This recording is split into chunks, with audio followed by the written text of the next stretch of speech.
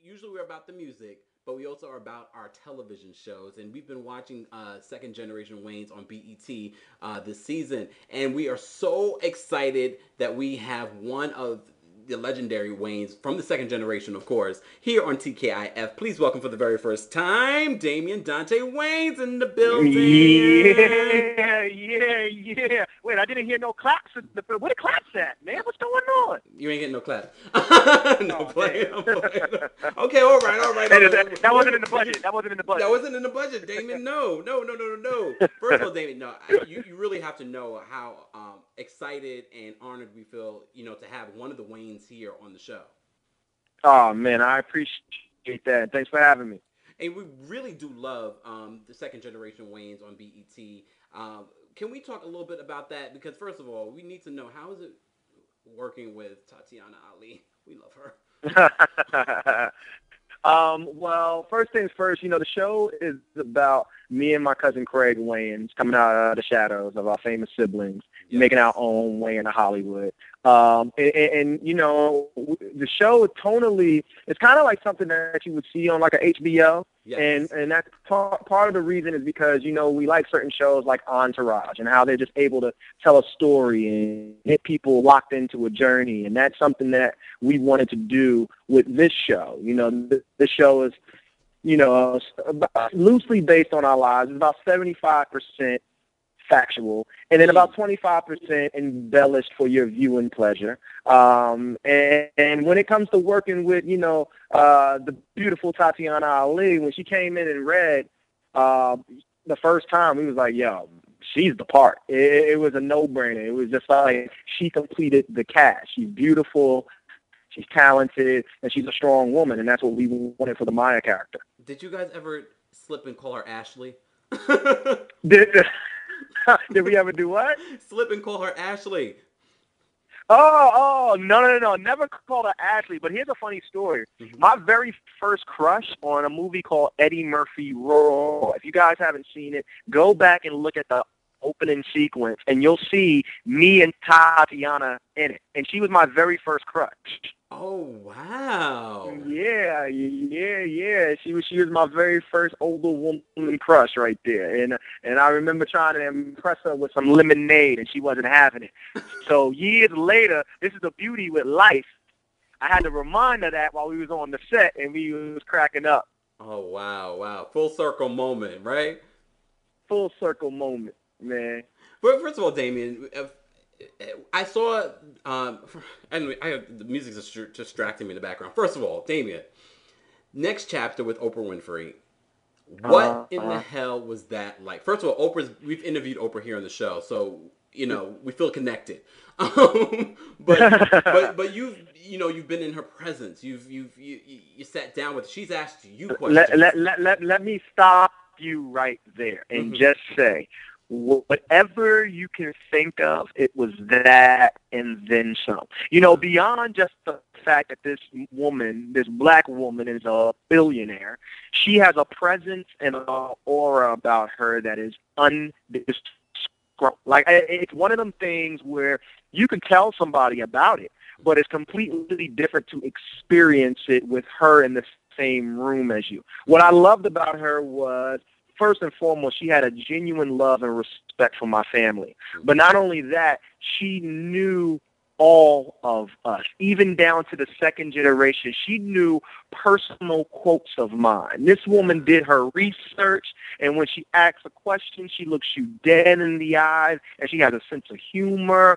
I mean, she's everything you want her to be, and then some. I mean, she's Oprah Winfrey, and it was an amazing interview, and it was cut together beautifully. I mean, the way she did it, I sat at home and watched it, and I was just like, wow. I watched it just from a fan point of view, forgetting the fact that I was on the show, and this was my family, and then I was reminded by the pictures and the video that she had in between, and it was just a beautiful interview, and it was something that I really, really remember. It's a great memory, and I'm glad I was a part of it. It was a really endearing opportunity for us to really go behind the scenes of the Wayans family. We've known, Mm. your entire family for a very long time, but a lot of people didn't know about Damien Dante Wayans. How do you fall in the family? Like, who's your mama or daddy? I know, but I Well, want the audience to know.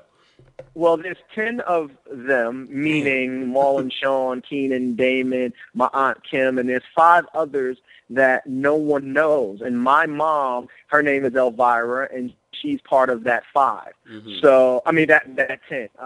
And that's where my Wayans gene comes in. And, I started out as an actor. Mm-hmm. In movies like Major Payne and, the Don't Be a Menaces, and I did the TV circuit with the NYPD Blues and the New York Undercovers and so forth. And I always knew that I wanted to go to Hollywood. I wanted to follow in the footsteps of my uncles and my aunt. I just felt that in my bones. And, I'm a project kid. So, while they was out here getting their grind on in Hollywood, I was back at home, ready as soon as I graduated to come straight out here, and I did. Wow. And the harsh reality of the business hit me upside the head, and my uncle sat me down, and they said, look, you got to be a multi-hyphenate. You can't just come out here expecting to book roles just because. You got to learn how to write. You got to think about directing. You got to think about all those things so that you can stand out from the fray. And that's what I did. And that's when, the writing, and that's when the directing started to pick up. So there you have it. I think it's amazing that, the first generation, I mean, they've done so many. They're not just comedians and actors. They write, they direct, they produce. But I really love to see that the second generation is doing the same exact thing and developing their own ideas and developing their own brands. I think that's really, really, really great. I know you just mentioned that it was a challenge trying to make a name for yourself in this business. But of course, it always seems as if the Wayans make it a family affair, where you guys kind of always look out for each other and you're always working with each other. Is that something that is, plotted, or, do you just come to like your Uncle Keenan and say, I have an idea? Let me tell you about how many ideas. He said, no, dude. I mean, the thing is, the beauty, we're a family first. And this is something that I try to tell people. It's just like any other family. It just so happens that we have a collective of individuals in this family who do the same thing. And, we make people laugh, and we make each other laugh. And what better way than to work and make money than with your family? And we all get to reap in the success. But the flip side of that is, we're also individuals, and we also have our own lanes and things that we aspire to do. And just like the uncles are branded with Wayans Brothers, me and my cousin, we have our own production company called Second Generation Productions, where we want to be as branded and as remembered or as our uncles are when it's all said and done. And I marvel at the fact that you can go literally anywhere and say Wayans Brothers, and somebody there will know somebody out of the family. They'll know either Damon, they'll know Keenan, they'll know either Marlon or Sean, but that's because they branded themselves, and that's what we aspire to do. Mm-hmm. Speaking of Damon, a lot of people, were watching the next chapter, and they were wondering, where was he?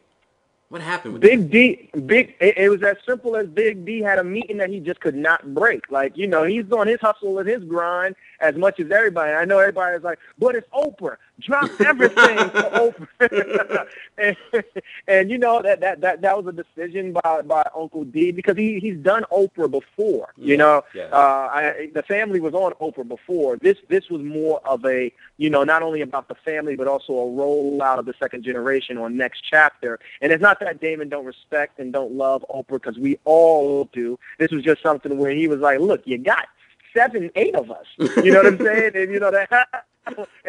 And trust me when I tell you, everybody that said, where's Damon? Where's Damon? Where's Damon? We had Damon Wayans Jr., his next of kin right there, who looks just like him and is just as hilarious as him. And, while him being there would have taken the show even up another notch, it was still a beautiful show and a great show, and one that everybody is talking about, and even Damon Sr. Definitely. You guys just tuned in. Is of course Damien Dante Wayans here for the very first time on TKIF. KEMPIRE Radio. First, Damon, I didn't want to put any pressure on you, but is there pressure to be funny every moment? But you just naturally exuded that. I wasn't sure if that was going to happen, but is there a pressure to be funny at all times, especially during interviews? It's funny. I get asked that question a lot. We don't look at it as pressure. I'm talking we as in, the second generation. We literally just do what we can do. And you are going to have your people that love and support you, and you're going to have your haters. That's just the business that we're in. And we know that people are going to compare the second gen to the first gen just because that's what people do. But, when you hear it from our mouth and you hear it from the first gen mouth, and if you watch shows like the Oprah Winfrey Next Chapter, you'll see that one Wayans success is all Wayans success, and we root for each other. There's no competition. Most definitely. A lot of people have been asking, the brothers and the second generation about In Living Color, the reloaded version that Keenan's been working on. Any news on that? I don't think that that's going to happen. And I don't think that that's going to happen simply because it's a new day. You're not going to find that class of performers again. I'm talking Jim Carrey, Jamie Foxx, my uncles, David Allen Greer's, Jennifer Lopez of the Fly Girl. You're just not going to find that class again. Now, you'll find some funny people, but to do a successful sketch show, one, and two, to be bringing back In Living Color, one of the greatest sketch shows of all time, you've got to have a certain class of actors. You know what I mean? And definitely. I just don't think that. I know my Uncle Keenan went as far as even shooting a pilot for that, but I just don't think that. I just don't think he's at a place where he feels comfortable to bring it back out right now. And I think it was a mutual decision between him and Fox. They just sat down and they were just like, look, you know what? I understand. And this came from his mouth. Like, yo, this class is different. We they ain't just some random Jim Carreys running around. It's a different day. Wow. Well, we appreciate you sharing that information with us here. But, we know that you're on your grind and developing different shows and whatnot. The second Generation Wayans is doing really well. But now you're also working on this web series called That's a Friend. I saw one of the web episodes. I think you might have a little hit on your on your for going on here. Tell everybody what That's a Friend is about. Well, yeah, this is part of what I was saying in terms of the branding with Second Generation Productions. I'll show Second Generation Wayans, which comes on every Tuesday. We're down to the final 2 episodes of the season, so make sure y'all tune in. We got some very, very special Wayans that's going to be tuning into this upcoming episode. I'm not going to tell you which one, but we got a good one coming on every Tuesday at 10:30. But this show, That's a Friend, which is on YouTube/Soiled Britches. That's SoiledBritches. It's literally a show where we put friendship to the ultimate test. Everybody says that they got a ride-or-die friend. Well, okay, we'll see. We'll create the scenario in a punk hidden camera way, if you will, and we will set your friend up. So we got all different types of scenarios that are extremely funny, and it's a 6-part web series. It comes on every Monday, a new one. And, yeah, it's hilarious. It's funny, and you've seen one of them, so you can attest to it for your audience. It's just whatever you guys can think of, hit me on my Twitter at Damien DW. Let me know, and we may set your friend up. and it just premiered this week. So I'm looking forward to the next episode.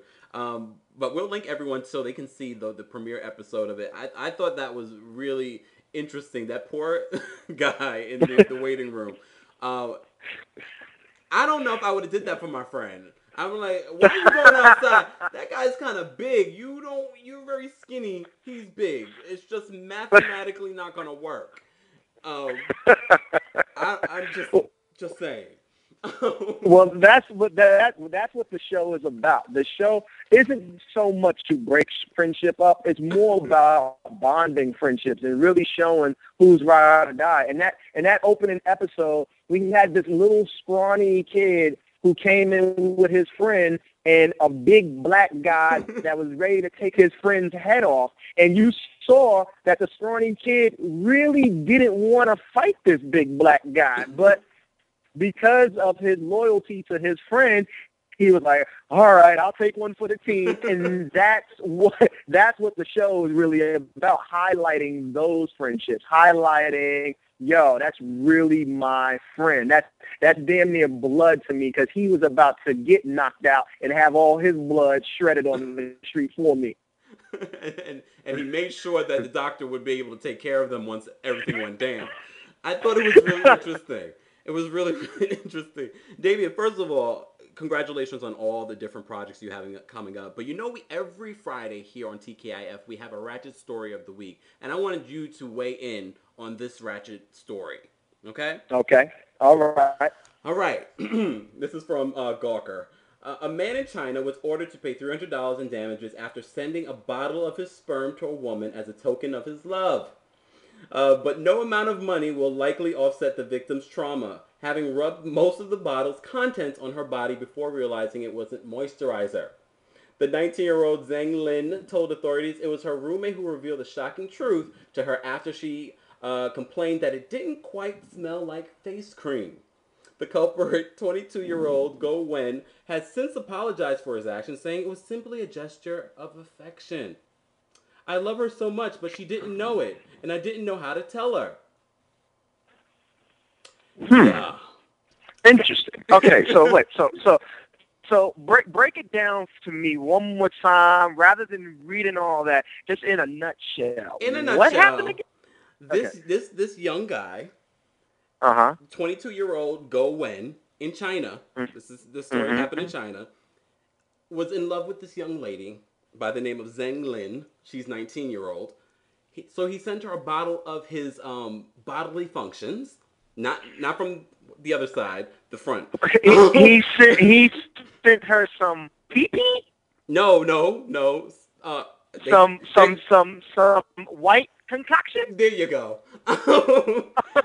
Okay, all right. Yeah, this is extremely ratchet. Okay, keep going. Yeah, so he sent her in a fancy smancy bottle that was supposed to be, I guess, moisturizer. And this was his token of love to her. Wow. Whoa. Yeah. Okay.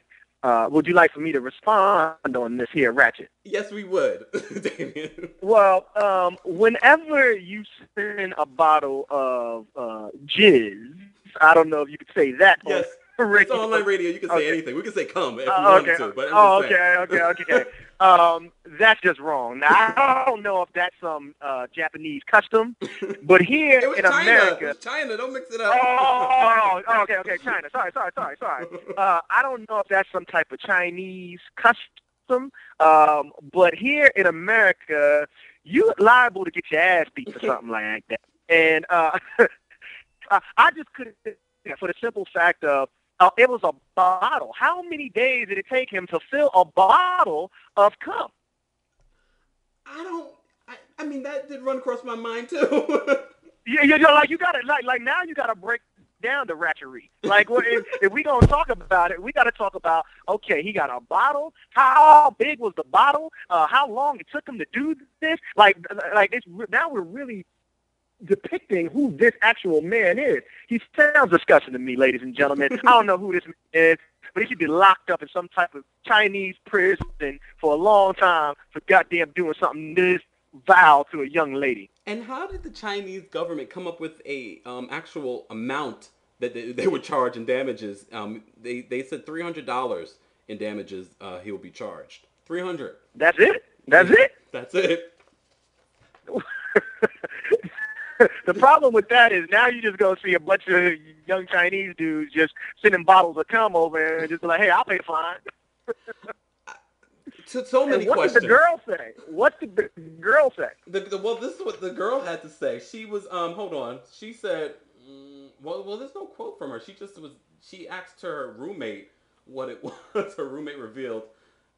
She said it didn't smell like face cream. Now, now, how freaky is this roommate to know exactly what jizz is right off the bat? Girl, that right there is cum. Like that. Damien, you got a freaky roommate. Damien, that's a friend. That's a friend. Huh? That's really a friend. That's a friend. On next week's episode of That's a Friend, coming live from China, y'all. Damien, first of all, what else is coming? We know. Oh, for lack of a better word, what else is coming up for you? We know that That's a Friend web series. Of course, more episodes of Second Generation Wayans. What else are you working on? Movies, TV? What's going on? Yes, man, a little bit of all of that. Unfortunately, in this game, you can't talk about anything in detail until that check is cleared or that contract. But we want to hit you guys up with upside the head with movies next.